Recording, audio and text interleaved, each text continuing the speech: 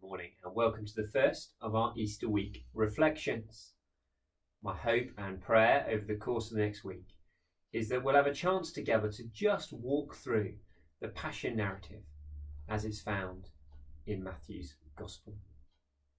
Each day we'll look at a little section of it and I'll give a couple of reflections and hope that'll be a chance for you to go away and meditate on the Lord Jesus Christ and all he did for us on that first Easter. In our first reflection today, we're looking at Matthew chapter 26, verses 17 through to 35.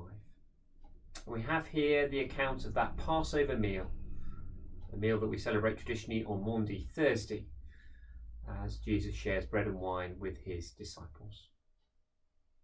I'd like to just draw out two simple things for us to meditate on together this morning. Firstly, I'd like us to see again how Jesus is in absolute control.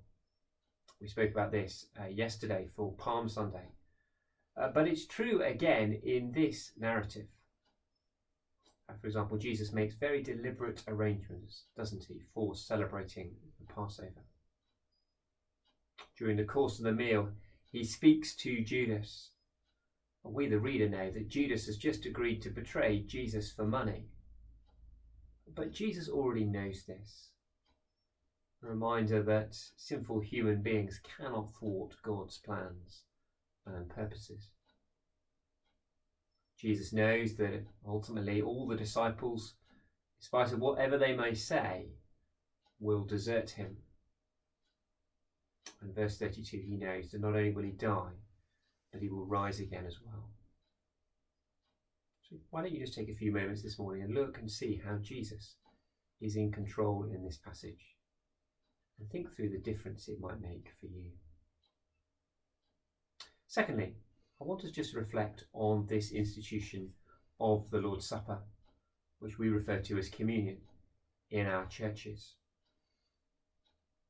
Just to reflect again that this is, in one sense, a very simple, tangible, physical thing given to encourage our hearts.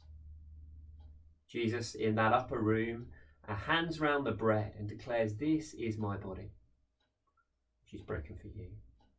He hands round the wine and says, "This is my blood, which is shed for you, for the forgiveness of sins."